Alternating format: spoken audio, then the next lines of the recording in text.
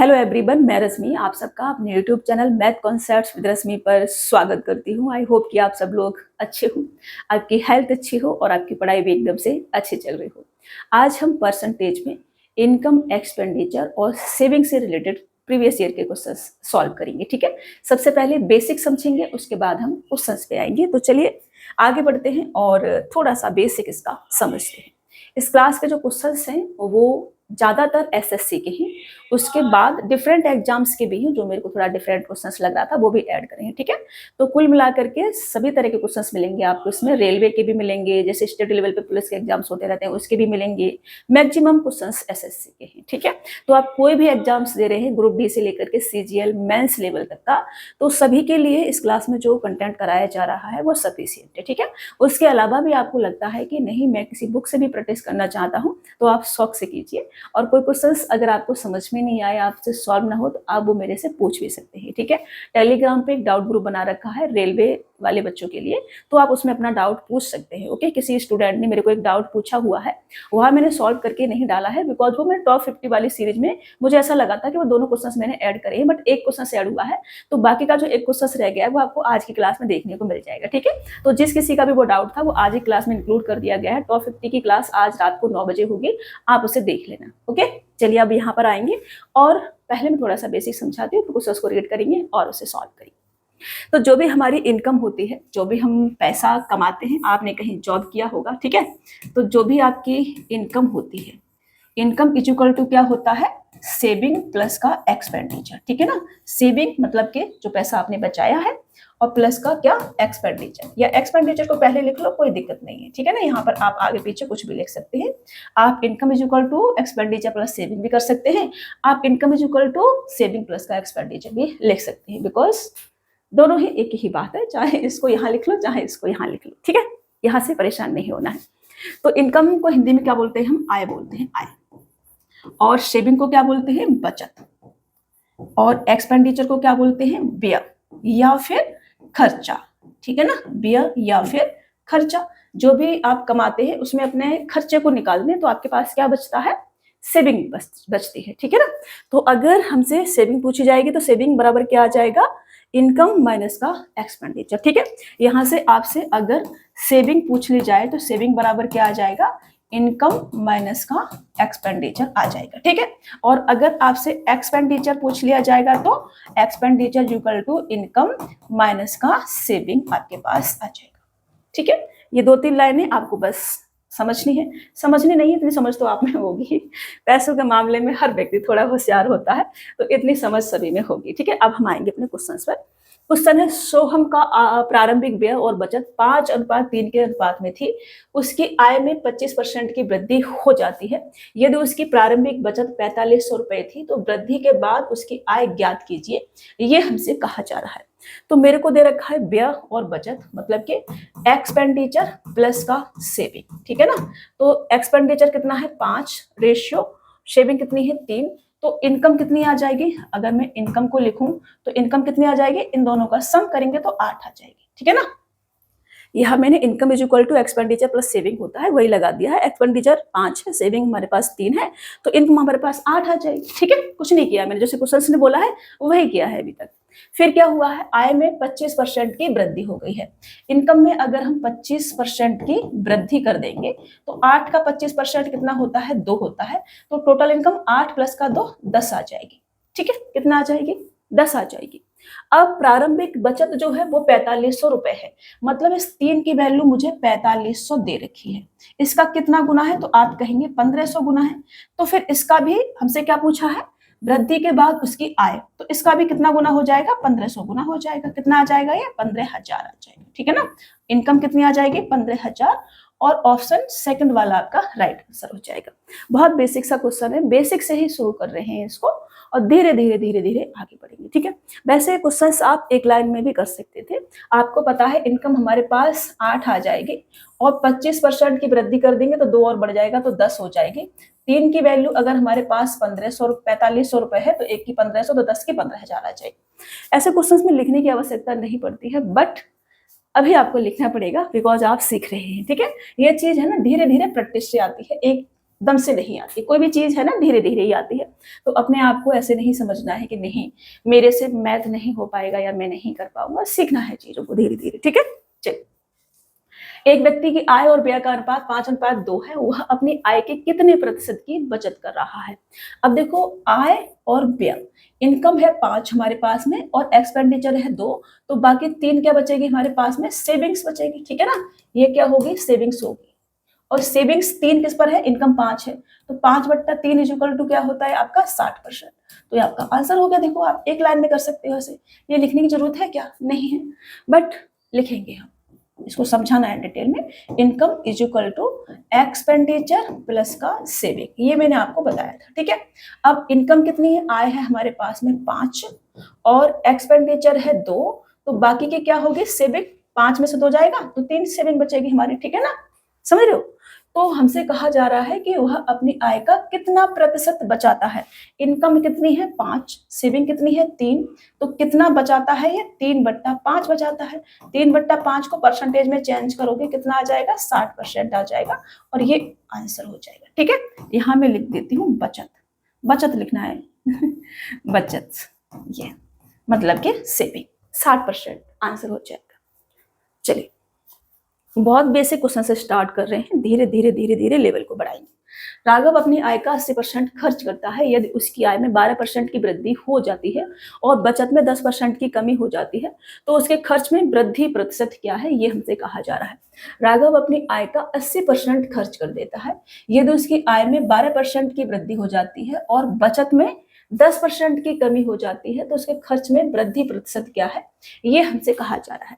तो एक लाइन लिखनी है यहाँ पर हमेशा, income is equal to expenditure plus का सेविंग। ठीक है ना, ये लाइन आपके दिमाग में होनी चाहिए, लिखनी नहीं पड़े, दिमाग में ही रहनी चाहिए। तो मैंने कहा कि हमसे कहा जा रहा है राघव अपनी आय का 80% खर्च करता है, तो मैं इनकम 100 मान लूं तो 100 का 80% 80 आ जाएगा, 80 खर्च करेगा तो सेविंग कितनी होगी, 20 होगी, क्योंकि income is equal to expenditure plus का सेविंग होता है। अब क्या हुआ है, आय में 12% की वृद्धि हुई है, इसमें अगर मैं 12% की वृद्धि कर दूं तो इनकम कितनी आ जाएगी, 112 आ जाएगी। ठीक है, या फिर केवल 12% में निकाल दूं इसका तो केवल 12% कितना आ जाएगा, 12, मतलब 12 की क्या हो जाएगी, वृद्धि हो जाएगी। ठीक है, मैं केवल वृद्धि वृद्धि लिख रही हूँ। और बचत में 10% की कमी हो जाती है, बचत में 10% की कमी हो जाती है, मतलब इसका 10% अगर मैं माइनस कर दूं तो माइनस के 2, मतलब 2 की कमी हो जाती है सेविंग में। ठीक है ना, तो उसके खर्च में वृद्धि प्रतिशत क्या होगा। अब देखो आय में 12 रुपए बढ़े हैं और बचत में 2 रुपए कम हुए हैं, इसका मतलब उसने खर्चा अपना कितना बढ़ा दिया होगा, 14 रुपए खर्चा उसने एक्स्ट्रा कर दिया होगा।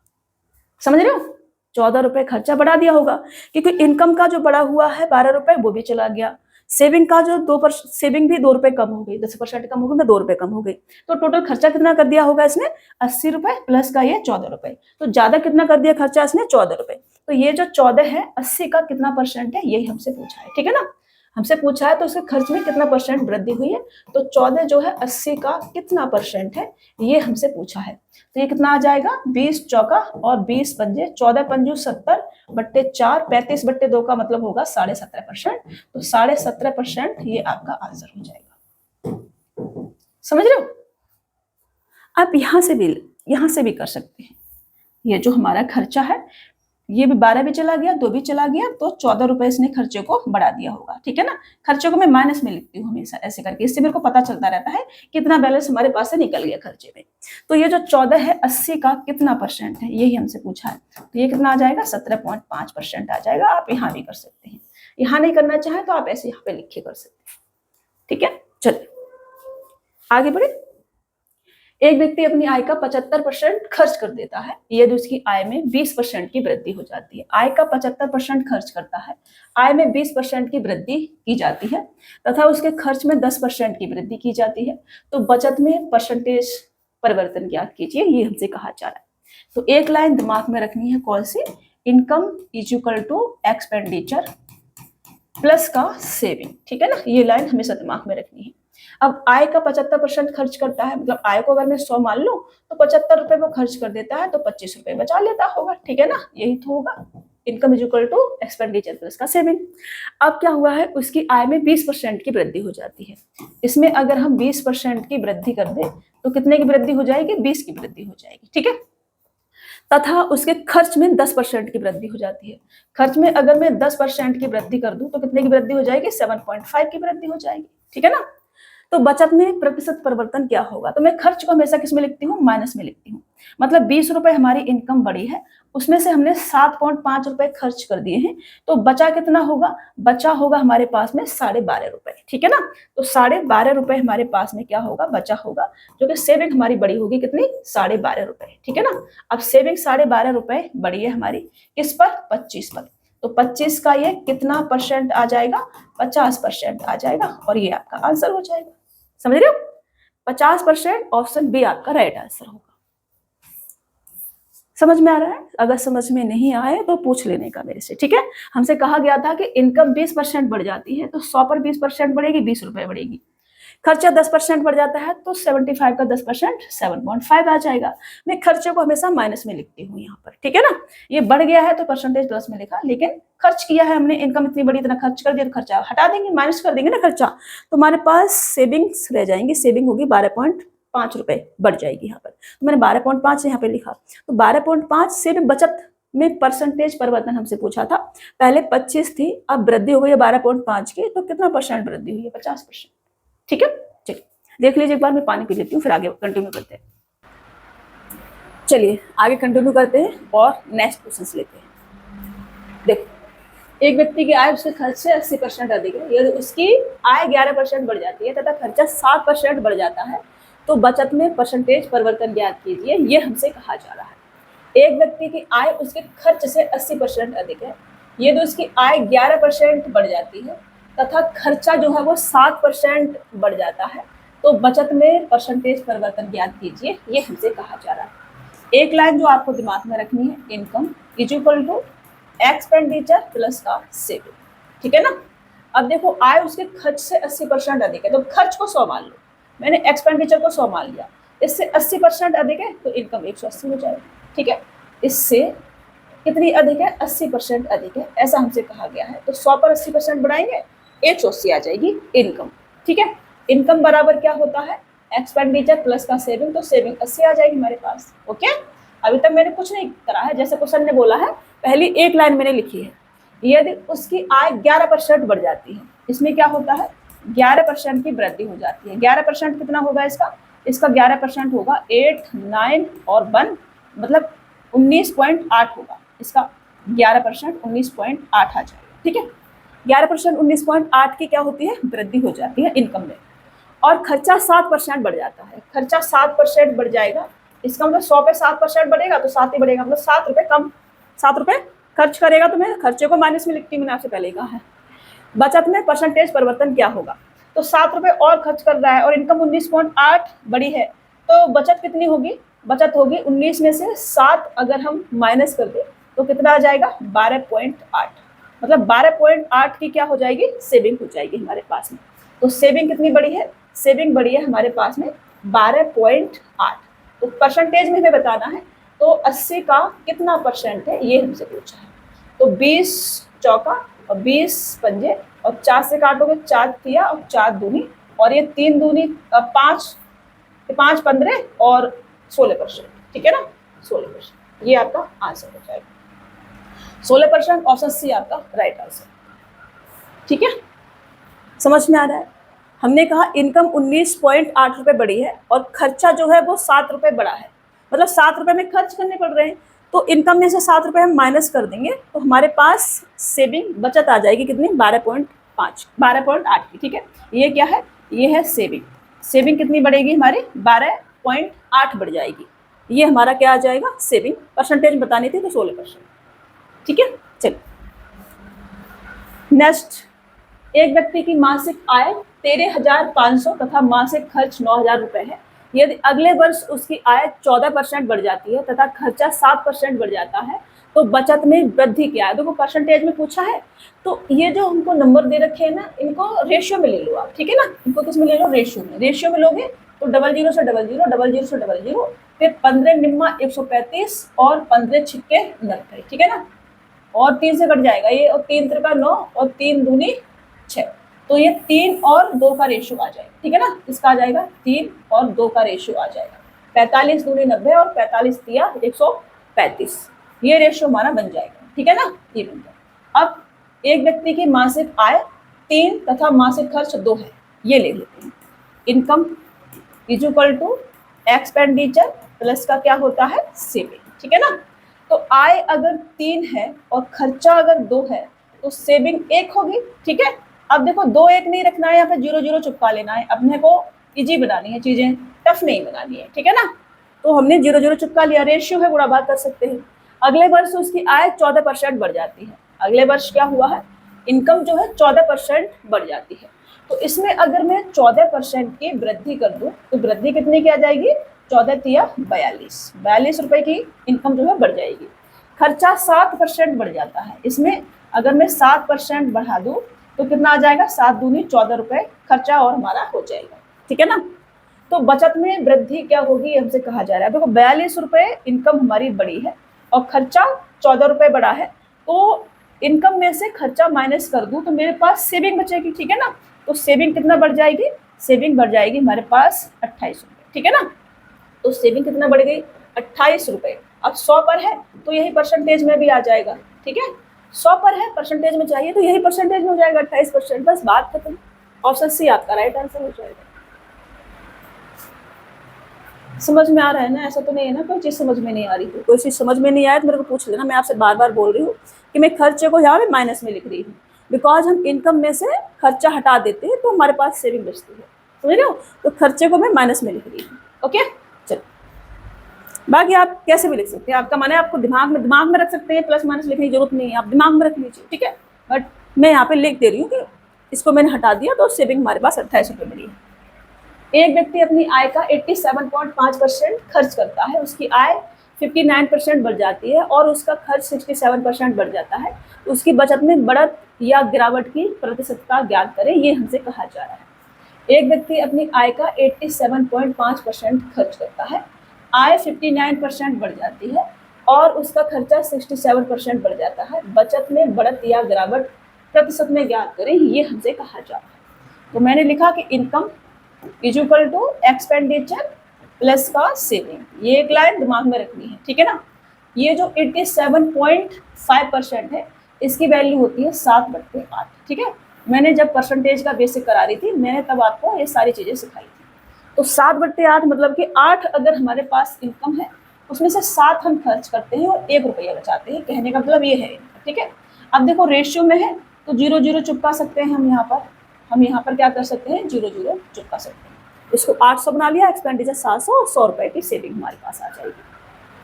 अब क्या हुआ है, आय में 59% की वृद्धि हुई है। इसमें अगर मैं 59% की वृद्धि कर दूं तो वृद्धि कितनी आ जाएगी, 8 निम 72, कैरी लेंगे 7, 8 पंच 40 और 7 कितना होगा 47, ठीक है ना।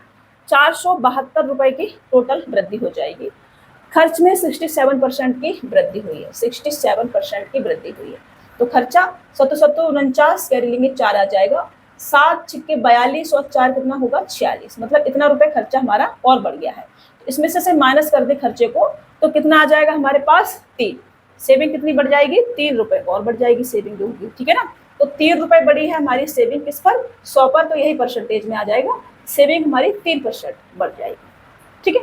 100 है, 100 पे ही परसेंटेज निकालना है तो वही जो वैल्यू हमारी दे रखी होती है वही परसेंटेज में चेंज करके लिख देनी है, ठीक है ना। 100 पर 3 की वृद्धि हुई तो 3% की वृद्धि हुई है, 100 पर 3 की कमी हुई तो 3% की कमी हुई है, बस बात खत्म। चलिए, एक व्यक्ति अपनी आय का 10% भाग बचाता है, 2 वर्ष बाद उसकी आय में 18% की वृद्धि हो जाती है किंतु उसकी बचत अपरिवर्तित रहती है, तो ज्ञात कीजिए उसके व्यय में कितने प्रतिशत की वृद्धि हुई है। एक व्यक्ति अपनी आय का 10% भाग बचाता है, 2 वर्ष बाद उसकी आय में 18% की वृद्धि हो जाती है किंतु उसकी बचत अपरिवर्तित रहती है, तो व्यय में कितने परसेंट की वृद्धि हुई है, ये हमसे कहा जा रहा है। एक line, income is equal to expenditure plus का सेविंग, ठीक है, ये दिमाग में छप जानी चाहिए। आय का 10% भाग बचाता है, मतलब इनकम अगर मैं 100 मान लूँ तो 10 सेविंग करता है तो 90 रुपए खर्च करता होगा, ठीक है, ये हो गया। आय में 18% की वृद्धि होती है, इसमें अगर मैं 18% की वृद्धि कर दूं तो 18 रुपए बढ़ेगी इनकम और उसकी बचत अपरिवर्तित रहती है, पहले भी 10 बचा रहा था और अभी भी ये 10 ही बचा रहा है, ठीक है ना, अभी भी बड़ी नहीं है, 10 ही बचा रहा है, अभी भी 10 ही बचा रहा है। तो अभी भी 10 बचा रहा है, तो इनकम जो 18 रुपए बढ़ गई है वो खर्च कर दे रहा होगा, यही तो है ना। इनकम जो इसकी 18 रुपए बढ़ गई है वो ये खर्च कर दे रहा होगा 18 रुपए, तभी तो सेविंग पे कोई भी फर्क नहीं पड़ रहा है। तो खर्चा क्या है, 18 रुपए बढ़ गया है। ये जो 18 है 90 का कितना परसेंट है ये हमसे पूछा है, तो ये कितना आ जाएगा आपका, 0 से 0 9 दूनी 18 20% आ जाएगा, ठीक है ना 20%। ये 10 को थोड़ा सा ऊपर लिख दीजिए, ये 10 पहले भी 10 था और अभी भी 10 है, तो ये हमने बराबर बराबर रखा। फिर उनका इनकम अगर 18% बढ़ी है, मतलब 18 बढ़ी है, तो 18 रुपये इसने खर्च कर दिए होंगे, तो 18 जो है 90 का कितना है 20% के बराबर, ठीक है जी। चलिए 1/5 = 20%, ये हमारा 1/5 बनेगा ना, 18 पंजो 90 होता है, तो 1/5 बराबर 20%। अगर आप ऐसे नहीं कर पाते हैं तो आप तरीके से कर ले ऐसे कि 18 जो है 90 का कितना परसेंट है, तो यहाँ से 18 पंजो 90 और 5 से काटोगे 20 बार जाएगा, तो ये आपका 20% आंसर जो है आ जाएगा। अभी समझ में आ रहा बट ऐसे ऐसे नहीं करना है आपको, ठीक है, ये नहीं करना है, समझ लेना है बट करना नहीं है। ए की आय बी की तुलना में 60% कम है और ए का व्यय बी के व्यय के 60% के बराबर है। ये ए की आय बी के व्यय के 70% के बराबर है, तो ए और बी की बचत का अनुपात क्या है। अच्छा क्वेश्चन है थोड़ा सा, ठीक है, ध्यान से समझेंगे। मैंने यहाँ पे ए लिखा, मैंने यहाँ बी लिखा, ओके, यहाँ इनकी इनकम लिखी यहाँ मैंने इनकी इनकम लिखी। अब मुझसे कहा गया है कि ए की आय बी की तुलना में 60% कम है, इस वाली लाइन को बाद में लिखेंगे।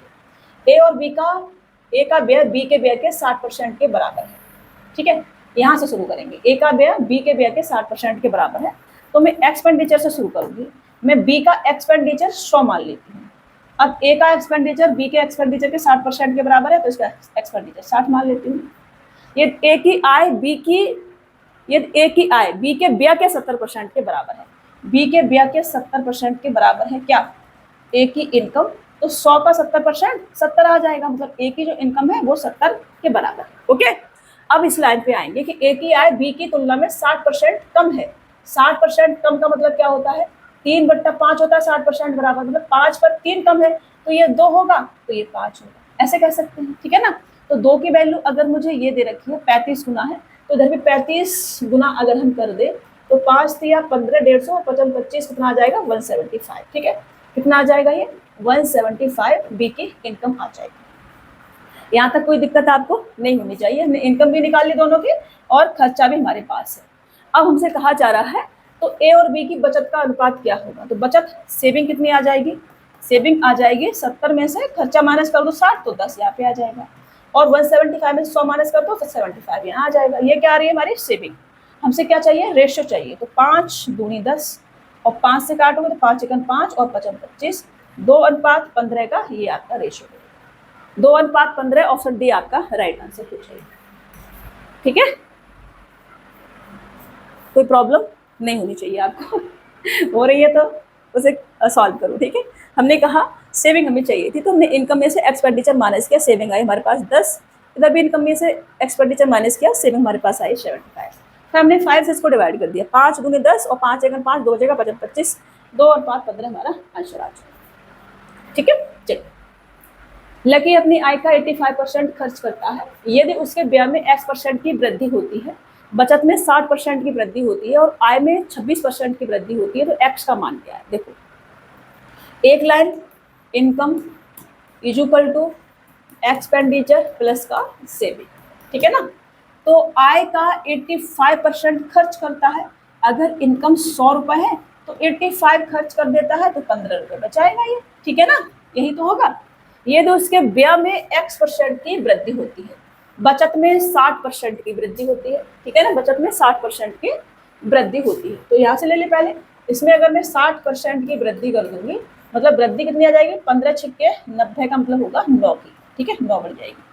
और आय में 26% की वृद्धि होती है, इसमें अगर मैं 26% की वृद्धि कर दूं तो 26% कितना आ जाएगा, इसका 26 ही आ जाएगा। अब 26 रुपए हमारी इनकम बड़ी है, उसमें से हमने सिर्फ 9 रुपए बचाए हैं, तो बाकी का हमने खर्च किया होगा, खर्चा कितना कर दिया होगा, 26 में से 9 रुपए ही बचाया, तो 9 माइनस कर देंगे इसमें से, तो 17 रुपए हमने खर्च कर दिए। कितना खर्चा कर दिया होगा, 17 रुपए खर्च कर दिए होंगे, जो कि किसके बराबर है आपका, इसके x% के बराबर है। इसका x% खर्चा किया था, x% का 17 बराबर है, ठीक है ना। 85 का x% इक्वल टू कितना है 17, तो x की वैल्यू हमसे पूछी है, तो x बराबर कितना आ जाएगा आपका 17 जो है वो 85 का कितना परसेंट है, बस। तो 17 पंजे 85, ये 20% के बराबर आ जाएगा और ये आपका आंसर। ठीक है, x बराबर क्या आ जाएगा आपका 20%।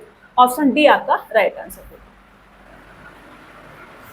हमने कहा कि इनकम अगर 26 रुपए बढ़ी है, इनकम में 26 रुपए की वृद्धि हुई है और सेविंग सिर्फ 9 रुपए बढ़ी है हमारे पास में, तो बाकी का पैसा क्या किया होगा, खर्च किया होगा। खर्च कितना करा होगा, 17 रुपए खर्च करे होंगे, क्योंकि 17 प्लस 9 कितना होगा, 26 होगा। तो 17 खर्च कर दिए होंगे, तो ये जो 17 है वो 85 का x% के बराबर है। तो x का मान कितना आ जाएगा, तो 17 जो है 85 का कितना परसेंट। ऐसे लिख लो, ऐसे अगर कंफ्यूज हो रहे हैं तो ऐसे लिख लो, 85 का x% इज इक्वल टू 17 है, ऐसे लिख लो आप, मन है आपका। 17 से काटोगे, 17 पंजे 85, 5 से काटोगे 20 बार जाएगा, x बराबर कितना आ जाएगा, 20% आ जाएगा।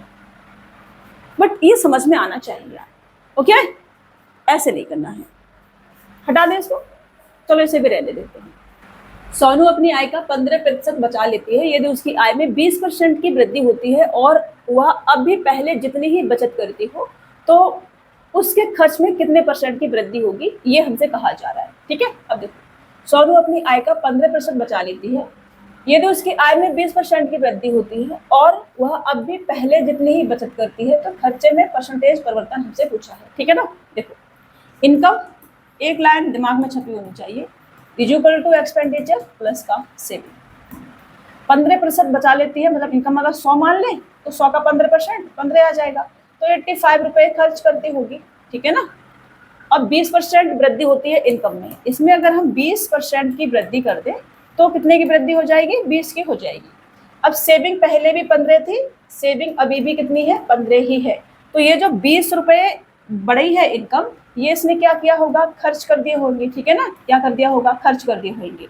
तो पहले खर्चा कितना था, 85 था, अब खर्चा 20 रुपए और बढ़ा दिया है, तो उसके खर्च में कितने % की वृद्धि हुई है, 20 की वृद्धि हुई है, किस पर, 85 पर। ठीक है ना, उसे परसेंटेज में बताना है, कितना आ जाएगा, ये आ जाएगा आपका, 5 से काटेंगे तो 17 बार जाएगा, 5 से काटेंगे तो ये 5 चौक 20 और ये आपका 400/17 का मतलब क्या हो जाएगा, 17 दूनी 34, 34 बाद 6 बचेगा, 17 तिया 51, 23.5% के समथिंग ये आपका बनेगा। ठीक है ना, और ये आपका आंसर हो जाएगा। कुछ और भी जाएगा बट पॉइंट के बाद इतना नहीं लेना है, एक हमारा मैच हो गया, दशमलव के एक स्थान तक ही दे रखा है और इतना ही पूछा है हमसे। ठीक है, चलिए आगे बढ़े।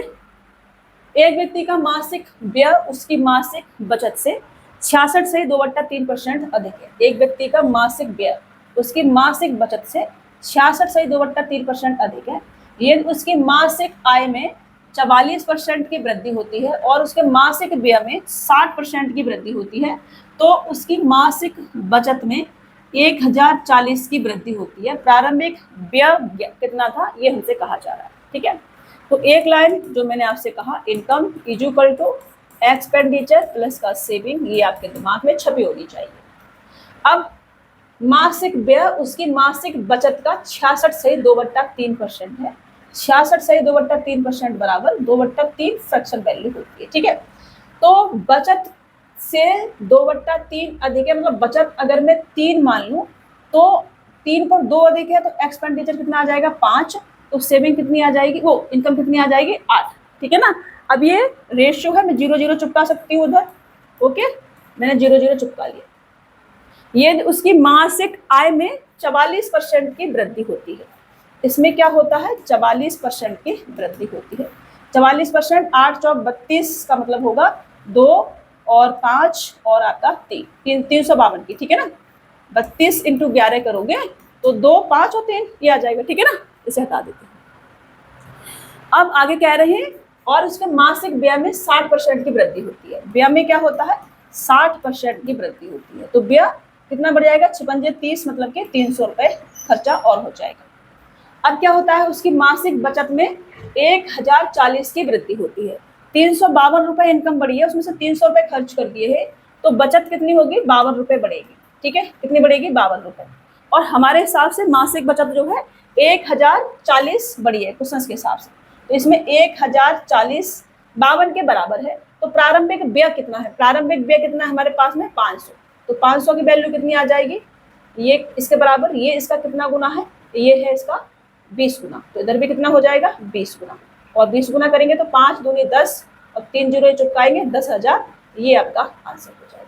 10,000 ऑप्शन सी आपका राइट आंसर हो जाएगा। समझ में आ रहा है? हमने कहा यहाँ तक कोई दिक्कत? 352 रुपए इनकम बढ़ी थी, उसमें से 300 हमने खर्च कर दिए, तो हमारे पास 52 रुपए सेविंग बचेगी, ठीक है ना। 352 टोटल इनकम बढ़ी है, 300 खर्च कर दी इसमें से, तो सेविंग 52 रुपए बढ़ेगी। 52 की वैल्यू 1040 दे रखी है, तो एक की वैल्यू कितनी आ जाएगी? या 52 का कितना गुना है, तो 52 दूनी 104 और एक जीरो तो एक जीरो चुपकाएंगे, तो इसका 20 गुना हो गया, तो 500 का भी ये 20 गुना हो जाएगा। प्रारंभिक व्यय हमसे पूछा था, तो option C right answer. Okay, अच्छा क्वेश्चन है, ध्यान से समझ लेना थोड़ा सा। चलिए, राजू अपनी आय का 15% बचाता है, उसके वेतन में 18% की वृद्धि हुई, इसलिए उसने अपनी बचत में 20% की कमी कर दी।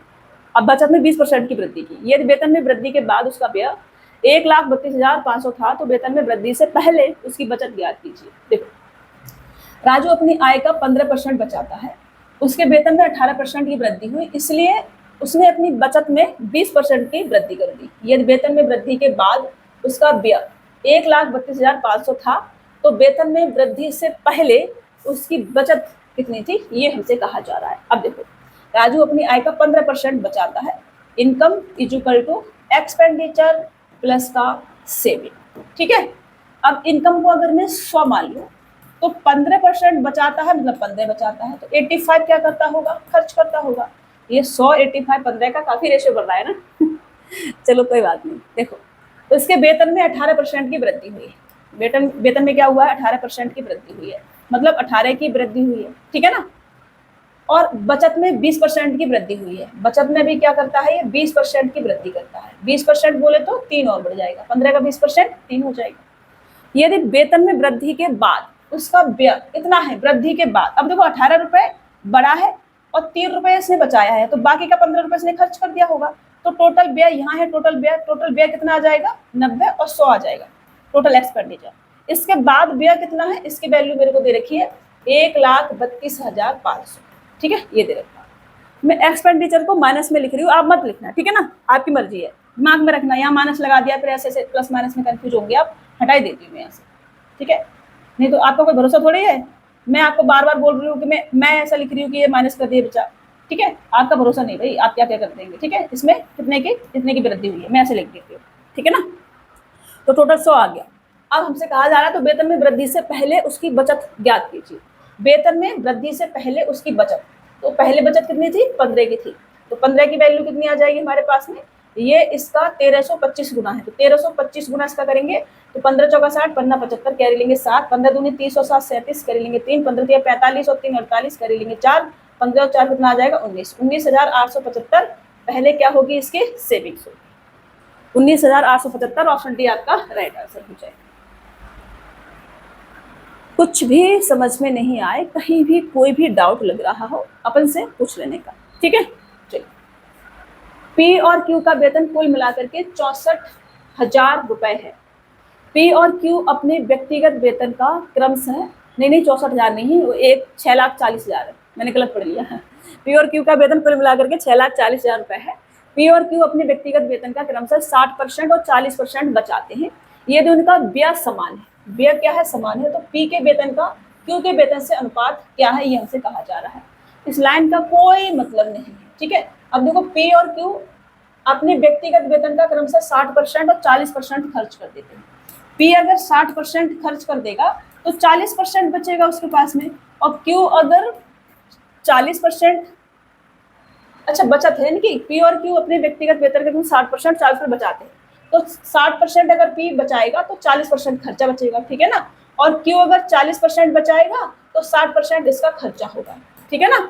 ये तो उनका व्यय समान है, ये इसके बराबर है, तो यहाँ से रेशियो किसका आएगा, पी और क्यू की इनकम का, परसेंटेज से परसेंटेज 20 दूनी और 20 तिया, तो यहाँ से पी बट्टे क्यू इज इक्वल टू 3/2 और 3:2 ये आपका रेशियो होगा, ठीक है ना। 3:2 ऑप्शन सी आपका राइट आंसर हो जाएगा। अगर हमसे इनकम अलग अलग पूछी जाती तब हम इस वाले डेटा का यूज करते, ठीक है ना। ये डेटा फालतू में ऐसे दे रखा था। चलिए आगे बढ़े। ए और बी के वेतनों का योग 43,000 है। ए अपने वेतन का 95% खर्च करता है और बी अपने वेतन का 80% खर्च करता है। यदि उनकी बचत समान है तो ए का वेतन क्या है। अब देखो, इस वाले डेटा का यूज अब हम करेंगे क्योंकि वेतन हमसे पूछा है। ए अपने वेतन का 95% खर्च कर देगा तो ए का 5% बचेगा, और बी अपने वेतन का 80% खर्च कर देगा तो बी का 20% बचेगा, ठीक है ना सेविंग, और ये एक दूसरे के बराबर है, बचत समान है। तो यहाँ से हमारा रेशियो आ जाएगा, परसेंटेज से परसेंटेज जाएगा, और 5 चौक 20 मतलब कि ए बट्टे बी इज इक्वल टू 4/1 आ जाएगा, ठीक है, ये आ जाएगा। दोनों की इनकम को मिला दूं तो कितना आ जाएगा 5, और 5 की वैल्यू मेरे पास क्या दे रखी है 43,000 दे रखी है, ठीक है।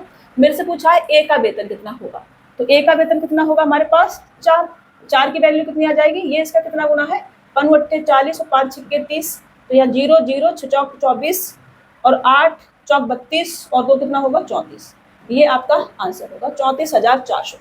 34,400 ऑप्शन डी आपका राइट आंसर हो जाएगा, ठीक है ना। चलिए आगे बढ़े, नेक्स्ट क्वेश्चन ले ले।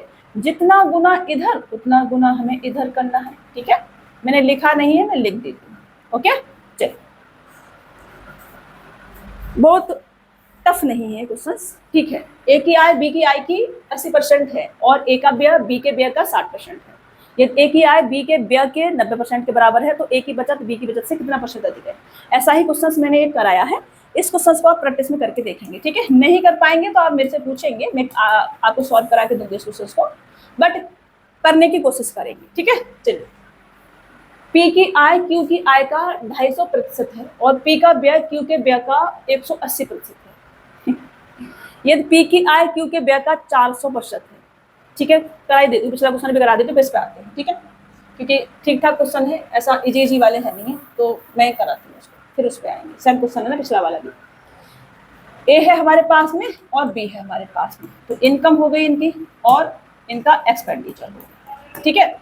अब हमसे कहा गया है, इस बार लाइन पे बाद में आएंगे, ए का व्यय बी के व्यय का 60% है, बी का व्यय अगर मैं 100 मान लूँ तो ये 60 आ जाएगा, ठीक है ना। ए की आय बी के व्यय का, ए की आय बी के व्यय के 90% के बराबर है, तो इसका अगर मैं 90% लूँ तो कितना आ जाएगा 90 आ जाएगा, ठीक है। ए की आय 90 आ गई। अब ए की आय बी की आय के 80% के बराबर है, 80% बराबर कितना होता है 4/5 होता है, कितना होता है 4/5, मतलब कि बी अगर 5 है तो ये 4 है, ठीक है ना, ये। अब 4 की वैल्यू अगर ये है तो 5 की कितनी आ जाएगी 9 पंजे 45/4, मतलब कि 450/4, ये आ जाएगी बी की इनकम। अब हमसे कहा जा रहा है तो ए की बचत बी की बचत से कितना प्रतिशत अधिक है। ए की बचत कितनी आ जाएगी 90 कमाता है 60 खर्च करता है तो 30 रुपए बचाएगा, कितना बचाएगा 30 रुपए बचाएगा, ठीक है ना, 30 रुपए। और इसकी बचत कितनी आ जाएगी, इसमें से इससे माइनस करना है तो 50/4 कितनी आ जाएगी 50/4, 50/4, ठीक है। अब 4 को इधर ले आएंगे तो 4 तिया 12, 120 रेशियो में लिख लूँ मैं, तो 120 और 50 ये बनेगा। कितना प्रतिशत अधिक है, ए की बचत बी की बचत से कितना प्रतिशत अधिक है, कितना अधिक है इससे 70 अधिक है, तो 70 जो है 50 का कितना परसेंट है, 70 जो है 50 का कितना परसेंट है ये हमसे पूछा है, तो 140% बनेगा, ठीक है ना, 140%। ऑप्शन बी आपका राइट आंसर हो जाएगा, ओके। चलिए, क्योंकि 5 पर 2 अधिक है, ओके, तो 5 पर 2 अधिक है, 5 की वैल्यू 100%, 2 अधिक है और कितना आ जाएगा 40%, ठीक है ना, तो 140%। 1/5 बराबर 20%, तो 7/5 बराबर 140%, ऐसे भी कर सकते हैं। यहाँ से भी रेशियो लेके कर सकते थे, 0 से 0 काट सकते थे, इसको ऐसे भी कर सकते थे, ठीक है। 0 से 0 हमने काटा, फिर 4 को धर लेके आए तो 4 तिया 12 और ये कितना आ गया 5, कितने की वृद्धि है इसमें 7, ज़्यादा है 7/12, ऐसे करेंगे हम 7/5, 12 नहीं 5 पर है ना, 5 पर निकाल रहे हैं ना, तो 7/5, ठीक है, कितना परसेंट, ये कितना आ जाएगा 140%, बस बात खत्म। ऐसे भी कर सकते हैं, रेशो लेके कर सकते हैं, वही तो हम कर रहे हैं, बस समझने वाली बात है, आप कैसे भी कर लो। चलिए इसको हटा देती हूँ, मैंने यहीं पे सॉल्व कर दिया उसको, आगे बढ़े। नेक्स्ट क्वेश्चन फेंको। पी की आय क्यू की आय का 250% है, ये मैंने पी लिखा, ये मैंने क्यू लिखा, इनकी इधर मैंने इनकम लिखी, ऊपर से लिखती हूँ जगह नहीं बचती है, पी लिखा और क्यू लिखा, इधर मैंने इनकम लिखी इनकी, इधर मैंने एक्सपेंडिचर लिखा इनका, ठीक है ना। इस वाली लाइन पे बाद में आएंगे। और पी का व्यय क्यू के व्यय के, पी का व्यय क्यू के व्यय का 180% है, तो मैं क्यू का व्यय ही 100 मान लेती हूँ, इसका 180%, 180 आ जाएगा, ठीक है। अब मैं आऊंगी पहली लाइन पे कि पी की आय क्यू की, नहीं, पी की आय, इस पे आएंगे अभी, तो इस पे आएंगे। पी की आय क्यू के व्यय का 400% है, क्यू के व्यय का 400%, इसका 400% कितना आ जाएगा, 400 ही आ जाएगा बाबा, समझ रहे हो। अब आएंगे इस वाली लाइन पे, पी की आय क्यू की आय का 250% है, क्यू की आय का 250%, समझ रहे हो। मतलब ये अगर 100 है तो उसका 250% कितना आ जाएगा, 250 ही आ जाएगा, ठीक है ना। पी की आय क्यू की आय का 250% है। रेशियो अगर लोगे तो 25 चौका और 25 ढाई, मतलब कि 2:5 का रेशियो यहाँ पर बनेगा। कितने का बनेगा, 2:5 का, ठीक है ना। 2 और 5 का रेशियो हमारे पास यहाँ बनेगा। तो 5 की वैल्यू अगर ये है परिवर्त्य 40 80 गुना है, तो 8 दूनी 16, यहाँ पर क्यू की जो इनकम होगी 160 आ जाएगी। अब हमसे कहा गया है तो पी की बचत क्यू की बचत का क्रम से अनुपात क्या है। तो बचत सेविंग की अगर मैं बात करूं तो सेविंग 400 रुपए कमाता है, 180 रुपए खर्च कर देता है, तो 220 रुपए बचेंगे। 160 रुपए कमाता है, 100 खर्च कर देता है, तो 60 रुपए बचाएगा यहाँ पर, ठीक है ना। कितना बचाएगा, 60 रुपए बचाएगा। अब मेरे से रेशियो पूछा है तो 0 0 और ये 11:3, ये रेशियो आ जाएगा 11:3, ऑप्शन बी आपका राइट आंसर। ऐसे 3 क्वेश्चंस करा दिए मैंने, अब इस टाइप के क्वेश्चंस भी क्लियर हो जाने चाहिए आप। ए और बी की आय का योग 16,000 नहीं 1,65,000 है। ए अपनी आय का 70% और बी अपनी आय का 80% खर्च करता है। यदि ए की बचत बी की बचत से 25% अधिक है तो उनकी आय के बीच का अंतर ज्ञात कीजिए, ये हमसे कहा जा रहा है। अब देखो, ए अगर 70% खर्च कर देगा तो 30% बचेगा इसका, ठीक है ना। और बी अगर 80% खर्च कर देगा, ए ने 70% खर्च कर दिया और बी ने 80% खर्च कर दिया, तो 20% बचेगा इसका, ठीक है ना। लेकिन ए की बचत बी की बचत से 25% अधिक है, मतलब इसका 125% बराबर, ये आ जाएगा ए का 30%, ठीक है। हम यहाँ से रेशियो ले सकते हैं इनकी इनकम का। परसेंटेज और 0 से परसेंटेज और 0 चला जाएगा। फिर इसके बाद 25 पंजे और 25 चौका, ठीक है। 4 इधर जाएगा तो 4 तिया 12, और ये और भी काट सकते हैं, इस वाले 2 से भी इसको 2 बार काट सकते हैं, ठीक है। तो ये 2 इधर आ जाएगा, 3 दूनी 6, तो ए बट्टे बी बराबर कितना आ जाएगा आपका, 5/6, ये आ जाएगा, ठीक है। इसको मैंने सॉल्व कर लिया, 5/6 हमें प्राप्त हुआ, वो काटने काटने में सब हो गया। ठीक है। अब देखो, हमसे कहा जा रहा है तो उनकी आय के बीच का अंतर, उनकी आय के बीच का अंतर, आय के बीच का अंतर कितना है, दोनों की आय है कितनी, 11, और सम, ये क्या है इनका सम। और डिफरेंस की अगर बात करें, यहाँ अलग अलग लिख दीजिए, सम की अगर बात करें तो कितना आ जाएगा 11, और डिफरेंस की अगर बात करें तो डिफरेंस कितना आ जाएगा दोनों का 1। इस 11 की वैल्यू मुझे कितनी दे रखी है, 11 की वैल्यू मुझे दे रखी है 1,65,000, तो 1 की वैल्यू कितनी आ जाएगी, 11 का 11, 11 पन्ना 55, 15,000 आ जाएगी, और ये आंसर हो जाएगा 15,000। ऑप्शन बी क्या होगा आपका, राइट आंसर हो जाएगा, ठीक है। समझ में आ रहा है ना। कुछ भी ऐसा हो जो समझ में नहीं आए, ये लाइन अगर समझ में नहीं आए तो मैं आपको फिर से समझा रही हूँ। ए अपनी आय का 70% खर्च कर देगा तो 30% बचेगा, बी अपनी आय का 80% खर्च कर देगा तो 20% बचेगा, लेकिन बी की बचत से 25% अधिक है ए की बचत, तो बी की बचत का 125% इक्वल टू ए की बचत हमने रख दिया। तो इसको सॉल्व किया, यहाँ से रेशियो मिला ए बट्टे बी बराबर 5/6 इनकम का, ये इनकम का रेशियो आता है, ठीक है। चलिए, ए की आय बी की तुलना में 40% अधिक है। यदि ए ने अपनी आय में 25% की वृद्धि प्राप्त की है और बी ने अपनी आय में 40% की वृद्धि प्राप्त की है, तो ए और बी के संयुक्त आय में प्रतिशत वृद्धि क्या है। देखो, ए है हमारे पास और बी है हमारे पास, ठीक है। अब ए की आय बी की तुलना में 40% अधिक है, मतलब बी अगर 100 है तो ये 140 होगा, ठीक है। ए ने अपनी आय में 25% की वृद्धि, ए की अगर मैं 25% की वृद्धि कर दूं इसमें, तो ये कितना आ जाएगा, 14 और 14 28 और 7 35, ठीक है ना, 35 की वृद्धि हो जाएगी यहाँ। और बी ने अपनी आय में 40% की वृद्धि की है, इसमें अगर मैं 40% की वृद्धि कर दूं तो 40 की ही वृद्धि होगी, क्योंकि 100 है वो, ठीक है ना। ये तो हमसे कहा जा रहा है तो ए और बी के संयुक्त आय में प्रतिशत वृद्धि कितनी है, संयुक्त आय में इनकी संयुक्त आय कितनी आ जाएगी, 240, और संयुक्त वृद्धि कितने की हुई है, 75 की। तो ये जो 75 है ये 240 का कितना प्रतिशत है, यही हमसे कहा जा रहा है, ठीक है। तो यहाँ से किससे काट सकते हैं, 4 से काटें, 4 से काटेंगे तो जीरो से जीरो, फिर 2 से काटो 12 बार और 2 से काटो 5 बार। 7 पन्ना 35, 350 और 55 25, 375। 375 बट्टे कितना आ जाएगा ये 12। फिर 12 तिया 36 और एक बचेगा 12 12, 31.25%। ये आपका आंसर होगा 31.25%। ठीक है, ये सॉल्व करके हमने दलील किया। आसान था, लोएस्ट वाला था, बहुत अच्छा क्वेश्चन नहीं था, कोई भी कर सकता है इसको। राधा की बचत उसके खर्च के 28% के बराबर है यदि उसकी आय में 5% की कमी होती है और उसके व्यय में 2% की वृद्धि होती है, तो उसकी बचत में कितनी कमी होगी? राधा की बचत उसके खर्च के 28% के बराबर है। इनकम लिखो यहाँ पे, इज इक्वल टू क्या लिखना है? इनकम। ठीक है ना, income is equal to expenditure plus का सेविंग। अब लिखो राधा की बचत उसके खर्च के 28% के बराबर है, मतलब खर्चा अगर 100 है तो 28 रुपए बचाता है। इनकम कितनी आ जाएगी? 128 आ जाएगी। ठीक है, ये उसकी आय में 5% की कमी होती है। आय में 5% की अगर मैं क्या कर दूं? कमी कर दूं। ठीक है, कितने की? 5% की क्या कर दी हमने? कमी कर दी। 5% बोले तो 1/20। 1/20 कितना आ जाएगा इसका?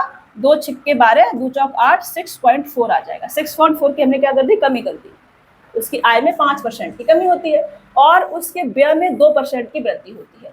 व्यय में अगर मैं 2% बढ़ा दूं तो कितना आ जाएगा? ये 2 की ही वृद्धि हो जाएगी। तो उसकी बचत में कितनी कमी होगी? अब देखो इनकम भी यहाँ से कम हुआ है, खर्चा भी 2 रुपए बढ़ गया है, तो इनकम कितनी कम हो जाएगी? 6.4 और 2 8.4। ये जो सेविंग है, सेविंग जो है 8.4 कम हो जाएगी। ठीक है ना, तो बचत में कितनी कमी होगी परसेंटेज में? ये जो 8.4 है ये कितना परसेंट है किसका? इसका, ये हमसे पूछा है। तो ये 28 का कितना परसेंट आ जाएगा? अब देखो पॉइंट हटाएंगे, 0 चला जाएगा और ये 2 तिया 6 और 8 तिया 24, इससे पूरा 3 बार कट जाएगा और ये 30% आ जाएगा। 30% की बचत में क्या हो जाएगी? कमी हो जाएगी। 30% बोले तो ऑप्शन बी आपका राइट आंसर हो जाएगा। ठीक है, खर्चा क्या हुआ है इसको मैं तभी माइनस में लिखती हूँ कि आपको पता रहे। खर्चा क्या हुआ है ना, 2 रुपए और बढ़ गया है, कम नहीं हुआ है, खर्चा 2 रुपए बढ़ गया है, प्लस में रहने देती। चलो, कभी मैं खर्चे को हमेशा माइनस में लिखती हूँ, यहाँ पे जो भी आता है आप इसको प्लस में लिखिए, माइनस में लिखिए या दिमाग में रखें। ठीक है, आपका मन है जैसे करना चाहते हैं। आगे बढ़ते हैं और नेक्स्ट क्वेश्चन लेते हैं। चलिए, सुरभि की बचत उसके खर्च का 16% है यदि उसकी आय में 35% की वृद्धि होती है और व्यय में 38% की वृद्धि होती है, तो उसकी बचत में कितने परसेंट की वृद्धि या कमी होगी? ये हमसे कहा जा रहा है। देखो, सुरभि की बचत उसके खर्च का 16% है। ठीक है ना, सुरभि की बचत उसके खर्च का 16% है, तो इनकम लिखेंगे यहाँ पर और यहाँ पर एक्सपेंडिचर लिखेंगे प्लस का सेविंग लिखेंगे। ठीक है ना, तो बचत खर्च का 16% है। खर्च अगर मैं 100 मान लूं तो ये 16 क्या है इसके? सेविंग, और इनकम कितनी आ जाएगी? 116। ये तो इसकी आय में 35% की वृद्धि होती है और व्यय में 38% की वृद्धि होती है। व्यय में 38% की वृद्धि होती है। ठीक है ना, इसमें 35% की वृद्धि होती है और व्यय में 38% की वृद्धि होती है। ठीक है, तो इसमें 35% की वृद्धि, 35% बराबर 7/20। 2 से काटोगे 2 पंजे 10, 2 अट्ठे 16 और इंटू का मल्टीपल करोगे 7 से, तो 7 8 56, कैरी लेंगे 5, 7 पन्ना 35 और 5 कितना हो जाएगा? 40। तो 40.6 की क्या हो जाएगी? इधर वृद्धि हो जाएगी इनकम में। और व्यय में 38% की वृद्धि होती है, तो व्यय तो 38% ही हो जाएगा। ठीक है ना, 38 रुपए और हमने खर्च कर दिए, तो सेविंग कितनी आ जाएगी? 40.6 में से 38 अगर हमारे पास से निकल जाएगा तो यहाँ पर 2.6 हमारे पास बचेगा। ठीक है ना, कितना बचेगा? 2.6। तो बचत में 2.6 की क्या होगी? वृद्धि हो जाएगी। ठीक है ना, 2.6 की वृद्धि हो जाएगी। अब हमसे कहा जा रहा है कि परसेंटेज में ये कितना है, तो ये जो 2.6 हमारा बड़ा है, बचत 2.6 ये जो बड़ा है ये इसका कितना परसेंट है? ठीक है ना, तो 2.6 जो है 16 का कितना परसेंट है ये हमसे कहा जा रहा है। यहाँ से 4 से काटेंगे और 4 से काटेंगे 25 बच जाएगा, पॉइंट हटाएंगे 0 लगाएंगे, फिर 4 से काट लें, 4 से काट सकते हैं, 25 दूनी 50 और 500, 25 छिक्के 150 मतलब 650 बट्टे ये 0 से 0, फिर 4 एकन 4, 2 बचेगा, 4 छिक्का 24 और 2.5%, तो 16.25% इंक्रीज होगा। ठीक है ना, इंक्रीज। तो इसको हटा करके सही से लिख देती हूँ, कैलकुलेशन करते समय ना थोड़ा सा हो जाता है।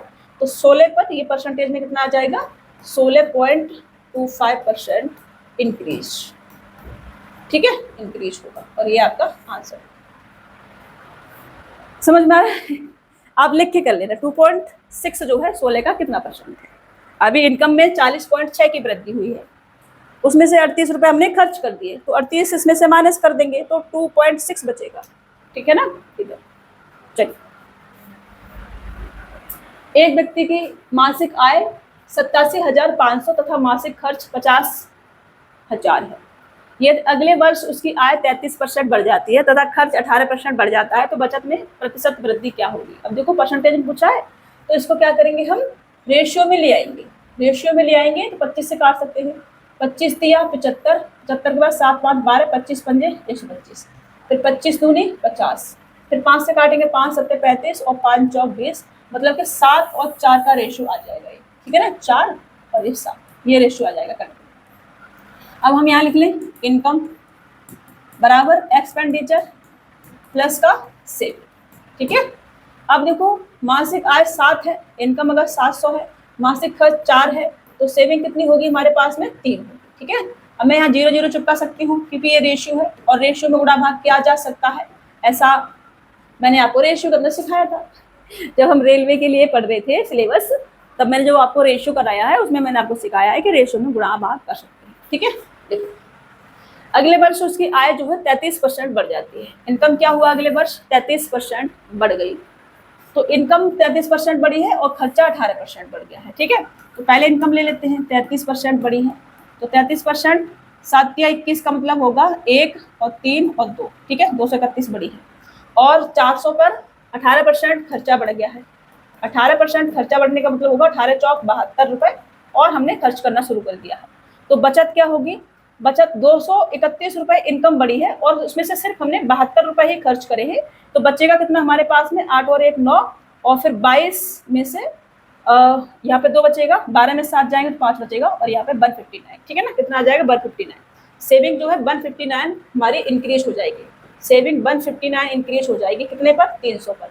तो परसेंटेज में निकालना है मेरे को, कितना आ जाएगा, 00 से 00, 3 से काटेंगे तो 5 15 3 3 9, 53% सेविंग हमारी बढ़ जाएगी। कितनी बढ़ जाएगी, 53%, ठीक है। ये सेविंग बढ़ी है हमारी, ये क्या है, सेविंग। इनकम में से खर्चा हमने हटा दिया तो सेविंग आ जाएगी हमारे पास 53%, ऑप्शन बी आपका राइट आंसर हो जाएगा।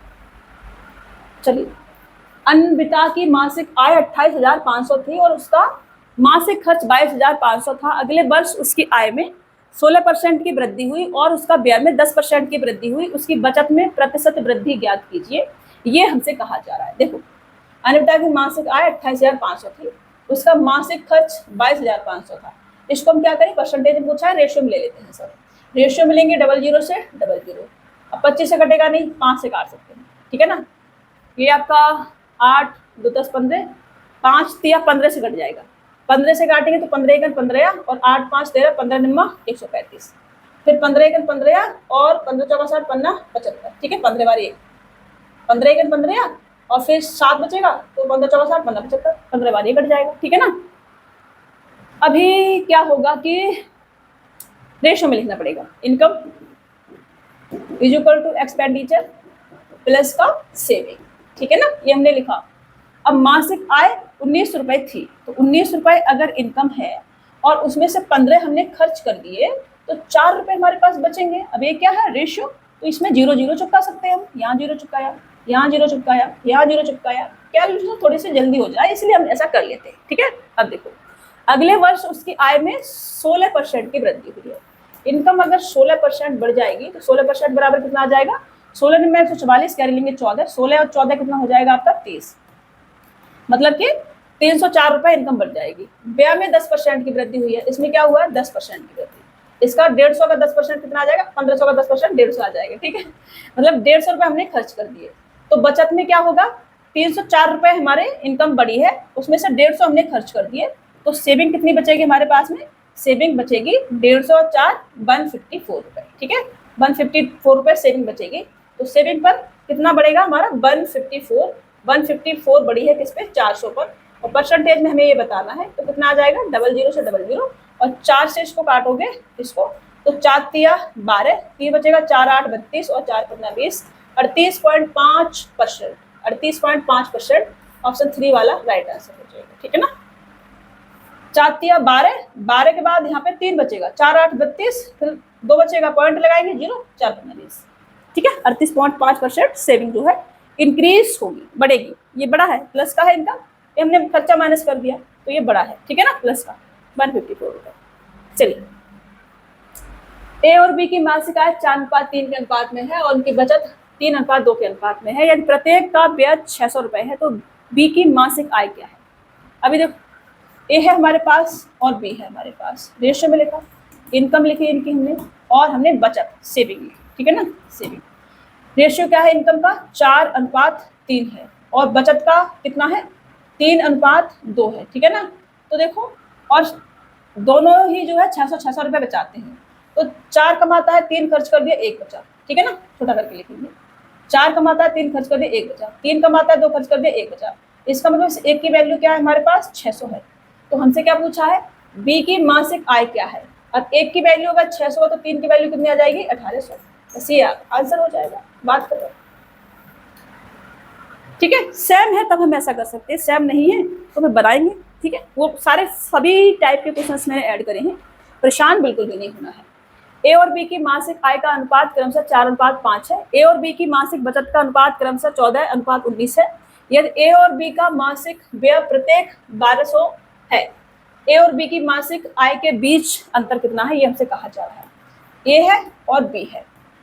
आय का अनुपात मतलब कि इनकम का रेशियो, और बचत का अनुपात और सेविंग का रेशियो। ठीक है ना।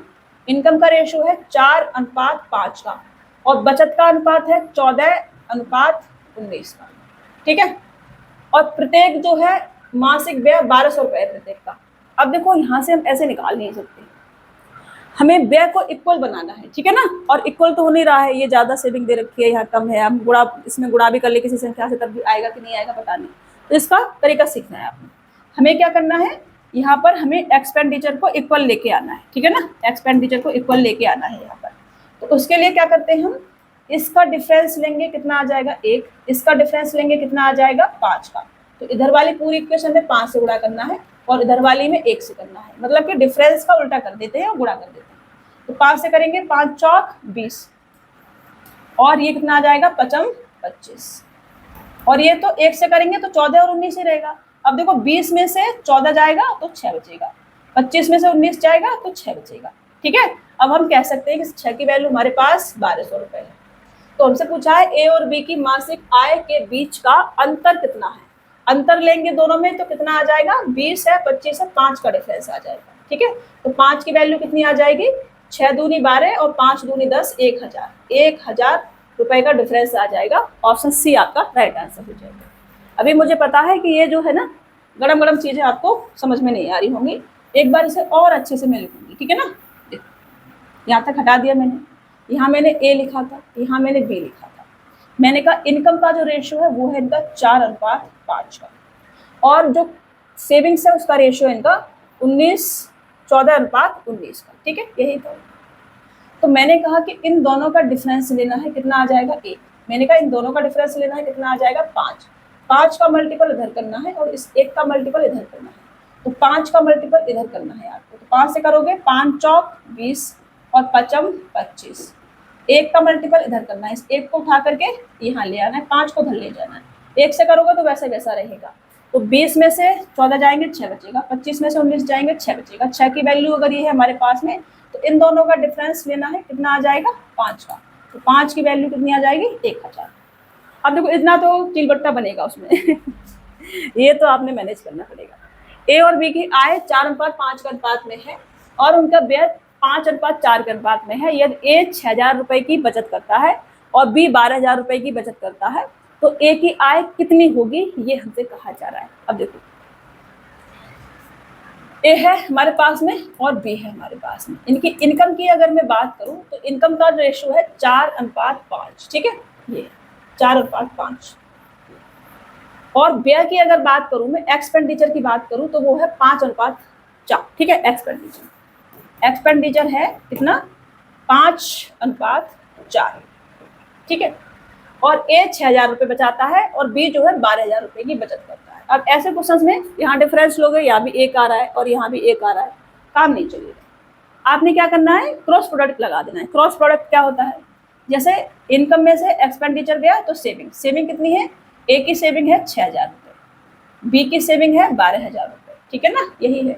अब क्रॉस प्रोडक्ट लगाएंगे, इसका मल्टीपल धर करेंगे 5×25, इसका मल्टीपल धर करेंगे 4×4 = 16, दोनों का डिफरेंस लेंगे 9 का आ जाएगा। 9 की वैल्यू क्या होगी, इसका मल्टीपल धर करेंगे 6×4 = 24,000, इसका मल्टीपल धर करेंगे 12×5 = 60 और 3 0 मतलब कि 60,000, ठीक है ना। 6×24,000 और 12×5 = 60, 3 0 60,000, दोनों का डिफरेंस लेंगे, सिर्फ से जाएगा, कितना आ जाएगा 36,000 डिफरेंस। इस 9 की वैल्यू क्या होगी 36,000 होगी, डिफरेंस जो है इसकी वैल्यू आती है, ठीक है ना।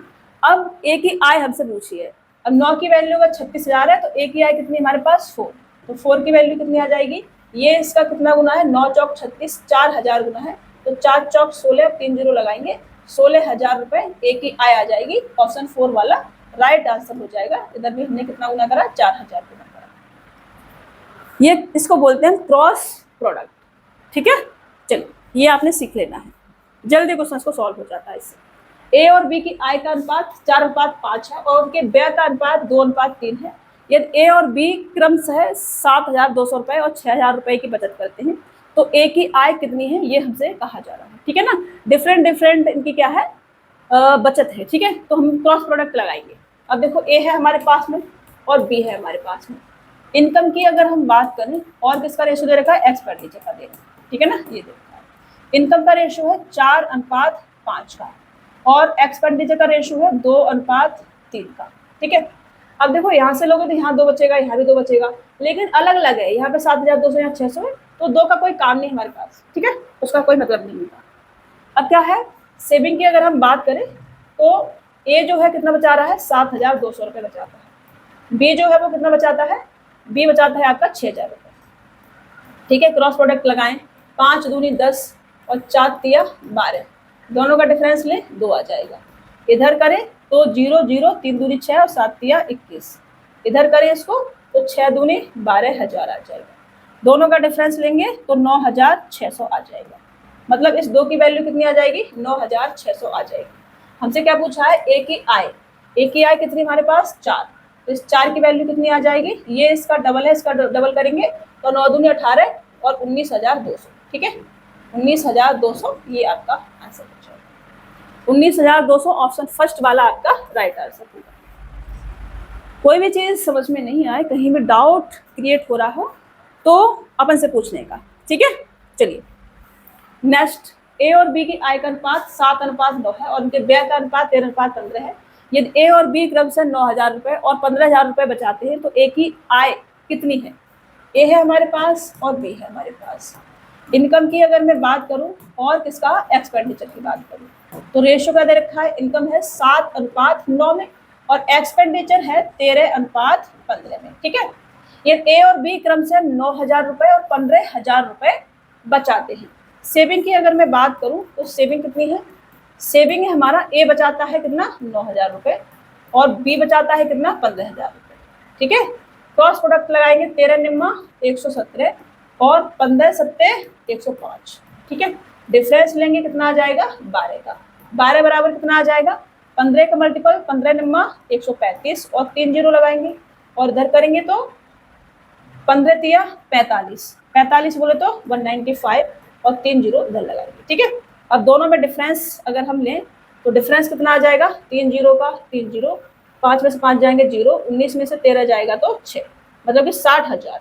12 की वैल्यू कितनी हमारे पास 60,000 है, तो ए की आय ही क्यों पूछी हर बार, हाँ 7 की वैल्यू कितनी आ जाएगी, ये इसका कितना गुना है 12×5 = 60, मतलब कि 5,000 गुना है, तो इधर भी कितना करेंगे 5,000 गुना करेंगे तो 7 पन्ना 35,000, ये क्या आ जाएगा आंसर 35,000 ऑप्शन 3 वाला आपका राइट आंसर हो जाएगा। ए की इनकम 35,000 है, ओके।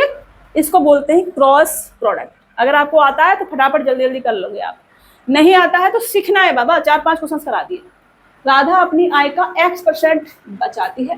यदि उसकी आय में 28% की वृद्धि होती है और व्यय में 20% की वृद्धि होती है तो बचत में 40% की वृद्धि होती है।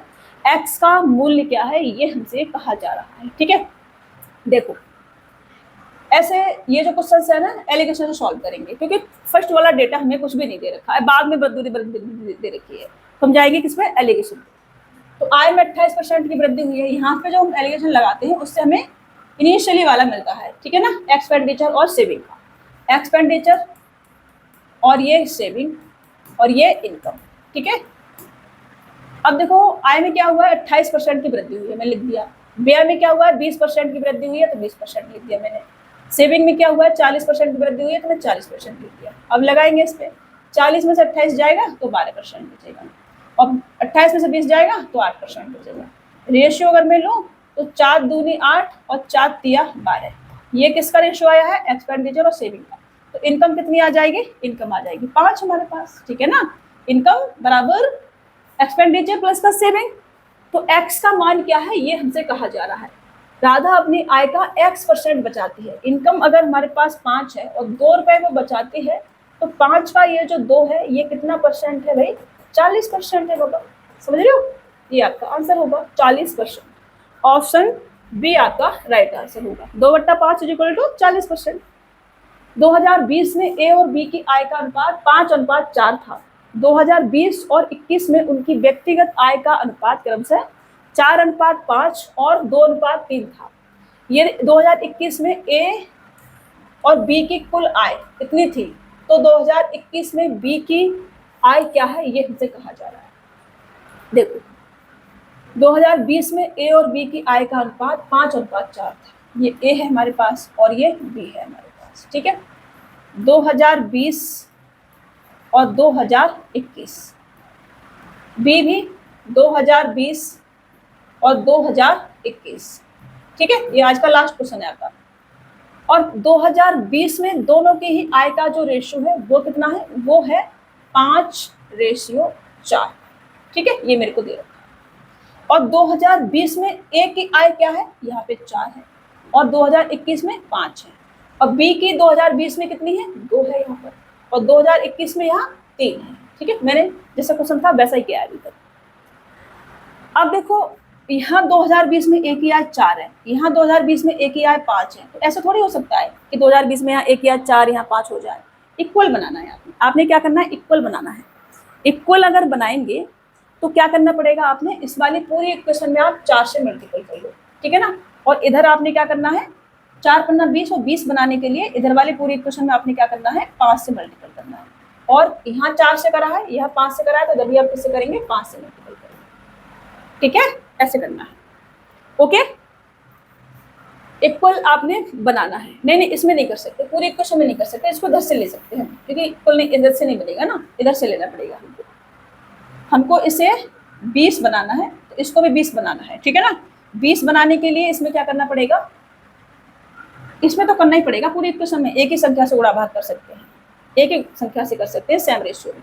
तो इसमें पूरी इक्वेशन में हमें करना ही पड़ेगा किससे, 4 से। 4 से करेंगे तो ये कितना आ जाएगा, 4 पन्ना 20 आ जाएगा, और 4 से करेंगे तो 4 चौक 16 आ जाएगा। ठीक है, अब मेरे को ए की इनकम जो है कितना बनाना है, ए की आय 2020 में 20 बनानी है, तो यहाँ मैं 5 से कर लेती हूँ, कितना आ जाएगा, 5 चौक 20 और ये 5 25। ठीक है, ये आ जाएगा। अब बी के साथ क्या है, बी 2020 में 16 है और 2020 में यहाँ पे कितना है, 2 है। मुझे इसको 16 बनाना है, इक्वल करना है 2020 में, तो 16 बनाने के लिए 8 दूनी 16, इस बार पूरी इक्वेशन में मुझे 8 से गुणा करना पड़ेगा। ठीक है ना, ये 16 है, 16 बनाना पड़ेगा, तो 8 दूनी 16 और 8 तिया 24। अब बराबर बराबर हो गया। 2020 में ए 20 है, यहाँ भी 20 है, 2020 में बी 16 है, यहाँ भी 16 है। अब 2021 पे आ जाते हैं। 2021 में ए 25 है, 2021 में बी 24 है, और दोनों का 2021 की आय कितनी दे रखी है, ये दे रखी है। दोनों को मैं ऐड कर दूं, कितना आ जाएगा, 49 आ जाएगा। 49 की वैल्यू मेरे को 705,600 दे रखी है। तो 2021 में बी की वैल्यू पूछी है, 2021 में बी कितना है, बी है 2021 में 24, इस 24 की वैल्यू मेरे से पूछी है। ठीक है ना, तो 24 की वैल्यू क्या आ जाएगी, इससे अगर मैं इसको काटूं तो पहले तो ये एक बार ही जाएगा। ठीक है ना, 49 आएगा, 49 फिर 20 और 21 बचेगा, मतलब कि ये आपका 21 का मतलब होगा 215, क्योंकि 5 है वहां पर, ठीक है ना। फिर ये कितना आ जाएगा, 5 चौक 20, 4 बार और चला जाएगा, ठीक है ना, 4 बार और चला जाएगा। 4 बार जाने का मतलब होगा 4 चौक 16 और 9 चौक 36, मतलब कि 196। ये कितना बचेगा, 19, और यहाँ पे 6, फिर 4 बार चला जाएगा और 2 जीरो और आ जाएंगे ये, ठीक है ना। अब 24 से इसमें मल्टीपल कर देते हैं, ये आपका आंसर हो जाएगा। तो लास्ट में आपका कितना आएगा, 6 आएगा, और 2 जीरो के बाद 6 एक ही में दे रखा है, तो 34, ये 3,45,600, ये आपका आंसर होगा, 3,45,600। थोड़ा अच्छा क्वेश्चन है, सीजीएल मेंस का क्वेश्चन है ये, थोड़ा सा ध्यान से करेंगे, ठीक है। करना ऐसे ही है, आपने पहले 2020 की जो आय है एक ही उसे इक्वल करना है। 2020 में यहाँ 5 है, यहाँ 4 था, हमने कहा इक्वल करना है, तो पूरे इक्वेशन को ऐसा नहीं कि यहाँ 5 से कर ले, 4 से कर ले, या किसी और संख्या से कर ले, नहीं, रेशियो है, सम संख्या से यहाँ, सम संख्या से यहाँ करना ही पड़ेगा। तो इस पूरी इक्वेशन मैंने 4 से गुणा किया, इसको 20 बनाया, इसे 16 बनाया। फिर मेरे को 2020 में ए को 20 बनाना था, तो मैंने इसमें 5 से कर लिया, 5 चौक 20 और 55 25, 21 में 25 आ गया।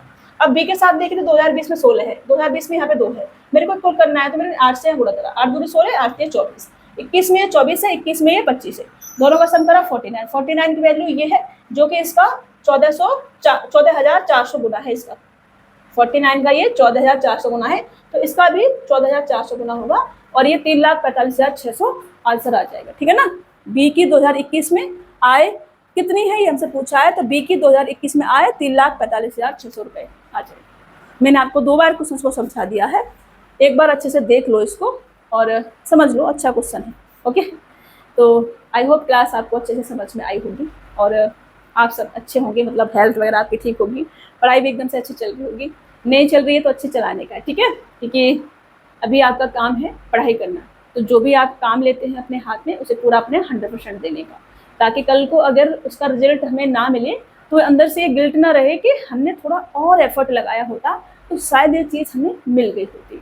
कोई भी काम करते हैं, चाहे वो रिश्ते हो गए, चाहे काम हो गया, उसमें अपना पूरा 100% देना है, उसके बाद भी चीज़ वो हमें प्राप्त नहीं हो रही है या चीज़ें खराब हो रही है, तो फिर वो समझ लो कि इससे बेहतर हमारे लिए कुछ है, या फिर जो हो रहा है अच्छे के लिए हो रहा है ना, क्योंकि हमने अपना पूरा 100% दिया है, तो अंदर गिल्ट नहीं रहेगी आपके अंदर कि आपने थोड़ा और एफर्ट किया होगा, ये नहीं रहना चाहिए।